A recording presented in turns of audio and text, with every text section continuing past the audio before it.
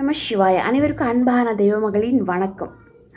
இந்த வீடியோக்குள்ளே நம்ம ஒரு அழகான விஷயத்தை பற்றி தான் நம்ம பார்க்க போகிறோம். என்னென்னா, மலர்கள் எத்தனோ வகையான மலர்கள் இந்த மாட பிறவியில் நம்ம பார்த்து கொண்டு தான் இருக்கோம். இந்த இயற்கையில் பகவான் நமக்கு எத்தனை மலர்களை கொடுத்துருக்காங்க. அந்த வரிசையில் நாம் சில ஆலயத்துக்கு போகும்போதே ஆகட்டும், சில பெரியவங்களே ஆகட்டும், சில பண்பாடு தெரிஞ்ச சில பேர் சொல்லுவாங்க, அம்மா இந்த பூக்கள் இந்த தெய்வத்துக்கு வேண்டாம், இந்த மலர்கள் இந்த தெய்வத்துக்கு வேண்டான்னு சொல்லி நமக்கு சொல்லிக்கொண்டே இருப்பாங்க. சில இடத்துல இதை நானே பார்த்துருக்கேன் இல்லைங்களா? அதை நீங்களும் பார்த்துருப்பீங்க கண்டிப்பாக.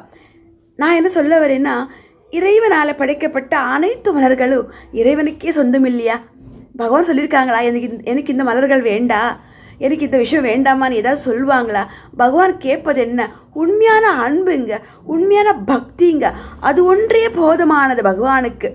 பக்தரை சோதிக்கக்கூடிய அந்த தருணம் வரும்போது பகவான் பார்ப்பார், இந்த மகன் நல்ல உண்மையான அன்பு கொடுக்குறானா, இந்த உலகத்துக்கு பெரியவங்களை மதிக்கிறாங்களா, தர்மத்தை கடைப்பிடிக்கிறாங்களா, பிறரை பார்த்து இவங்க ரொம்ப துவப்படுறாங்களேன்னு சொல்லி அவங்களுக்கு சகாயப்படுற மாதிரி இருக்கிறாங்களா?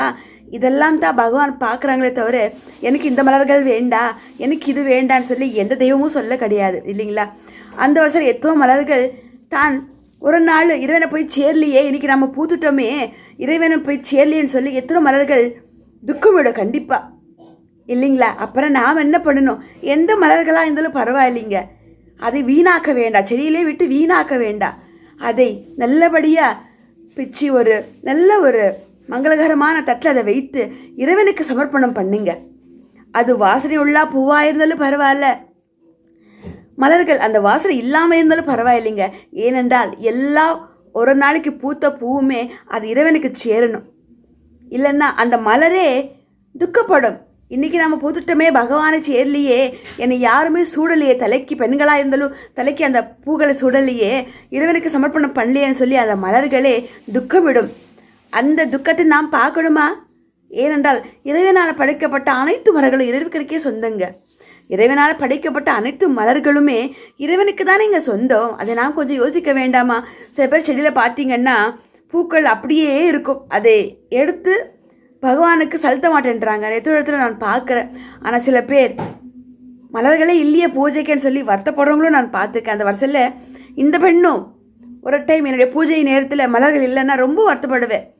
எந்த மலரும் இல்லைக்கு நமக்கு கிடைக்கலையே என்னோட பூஜைக்கு, அம்மா என்னை மன்னித்து விடு, கண்டிப்பாக நாளைக்கு உனக்கு நான் என் கையால் கட்டி உனக்கு பூக்கள் சமர்ப்பணம் பண்ணுவேன்னு சொல்லி நானே அம்பாளுக்கு பிரார்த்தனை வைப்பேன். மலர்களை வீணாக்காதீங்க. செடியில் பார்த்தீங்கன்னா அதை பறித்து பகவானுக்கு சமர்ப்பணம் பண்ணுங்க. இல்லை உங்களுக்கு பிடிச்சமான பூவாக இருந்தால் அதை கட்டி நல்லபடியாக தலைக்கு சூடுங்க. அந்த வரிசையில் எனக்கு பிடிச்ச இந்த நீலாம்பர பூ பாருங்க, ஏதோ ஒரு சாலை ஓரத்தில் இருக்கக்கூடிய இந்த பூ, இது எனக்கு ரொம்ப ரொம்ப ரொம்ப ரொம்ப பிடிச்சமான பூ. எனக்கு மட்டுமா, என் தேவிக்கும், என் அம்மா மாதிரி தானே மகளும் இருப்பாங்க இல்லைங்களா? எனக்கு பிடிக்கணும், என்னோட அம்பாளுக்கும் பிடிக்கும், அம்மாவுக்கு பிடிக்கணும், அது எனக்கும் தானே பிடிக்கும் இல்லைங்களா? எங்களுக்கு பிடிச்ச பூவானது இது எங்கே பார்த்தாலும் எனக்கு ரொம்ப ரொம்ப பிடிக்குங்க. சாலையோரத்தில் இது எத்தனை இடத்துல இருக்கும். இது மனம் இருக்காது, ஆனால் இதை கட்டி அதை தெய்வத்துக்கு போட்டு அழகு பார்க்கும்போது அவ்வளோ அழகாக இருக்குங்க. பாருங்கள், இதோடைய பூஜைக்காக நான் கட்டியிருக்கிறேன். எண்ணற்ற பேரழகாக இருக்குது இந்த பூ இல்லைங்களா? நாளைக்கு வெள்ளிக்கிழமை என்னோட தேவிக்கு நான் இதை சமர்ப்பணம் பண்ணுறேன். அதில் எவ்வளோ சந்தோஷமாக இருக்குன்னு தெரியுங்களா? அதனால் இறைவனால் படைக்கப்பட்ட எந்த மலர்களும் நீங்கள் வீணாக்காதீங்க. தெய்வத்தை செஞ்சு அதை பார்த்தீங்கன்னா அதை பறித்து நல்லபடியாக கட்டி அம்பாளுக்கு சமர்ப்பணம் பண்ணுங்க. உங்களுக்கு பக்கத்து அறையில் இருக்கக்கூடிய தெய்வம் என்ன தெய்வமாக இருந்தாலும் பரவாயில்லைங்க. ஒரு முருகல் ஆலயமா, இல்லை அம்பிகை ஆலயமா, இல்லை சிவபெருமான் ஆலயமா, இல்லை எம்பெருமான் ஆலயமா, எங்கே இருந்தாலும் கொண்டு போய் கொடுங்க. மனதார சில இடத்துல இது ஏற்றுப்பாங்க.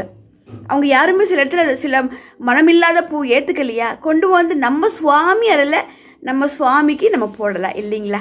எந்த மலர்களும் இறைவன் வேண்டான்னு சொல்ல மாட்டாங்க. நாம் இறைவனுக்கு கொடுக்க வேண்டியது உண்மையான பக்திங்க, உண்மையான அன்பு தானே, நல் மனம் தானே. அப்போதானே நாம் இந்த மானிட பிரிவில் நல்லா வாழ்ந்து இமயமலை நாதரை நாம் சேர முடியும், வைகுண்ட நாதரை நாம் சேர முடியும் இல்லைங்களா? பகவானே, ஓம் நம சிவாய வாழ்க, நாதன் தாழ் வாழ்க, இப்பொழுது என் நெஞ்சில் நீகாதான் தாழ் வாழ்க. அழகான இந்த வீடியோக்குள்ள உங்க கூட நானும் எந்த மலர்களும் வீணாக்காதீங்க. உங்களால் முடிஞ்ச அதை பார்த்தீங்கன்னா உங்களுக்கு நேரம் இருந்துச்சுன்னா அந்த மலர்களை படித்து அந்த மலர்களை பறித்து நல்லபடியாக கட்டி அழகாக இறைவனுக்கு சமர்ப்பணம் பண்ணுங்க.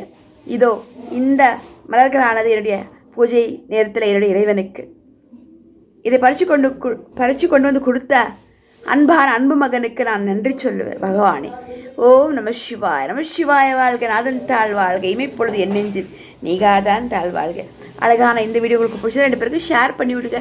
இதுவரை தெய்வமகள் என் விகாஷ் யூடியூப் சேனல் சப்ஸ்கிரைப் பண்ணாமல் இருந்தால் பண்ணிக்கோங்க. எனக்கு தெரிஞ்ச சில பல ஆன்மீக விஷயங்களாகட்டும், என்னோட வாழ்நாளில் என்னோட முன்னோர்கள் எனக்கு என்னெல்லாம் சொல்லிக் கொடுத்தாங்க, இறைவனே குருவாகி வந்து எனக்கு என்னெல்லாம் சொல்லிக் கொடுத்தாங்க, அது உங்க கூட நானும் பகிர்ந்துக்கிறேன். ஏன்னா நான் பெற்ற இன்பத்தை நான் மட்டும் அனுபவிக்கணுமா? இல்லையே, நீங்களும் தானே அதை அனுபவிக்கணும். அப்போ தானே நாம் எரிமலை நாதரை சேர முடியும் இல்லைங்களா? நமக்காக வாழாமல் பிறருக்காகவும் வாழுங்க. நல்ல விஷயங்களை பகிர்ந்துக்கோங்க. ஓம் நம சிவாய. ஹர ஹர மகாதேவ சம்போ சங்கர திருச்சிற்றம்பலம். வெற்றிவேல் முருக. வெற்றும் நிதான வீரமு நிதான முருக பெருமானே போற்றி போற்றி. நன்றி நன்றி சுவாமி. அம்மா.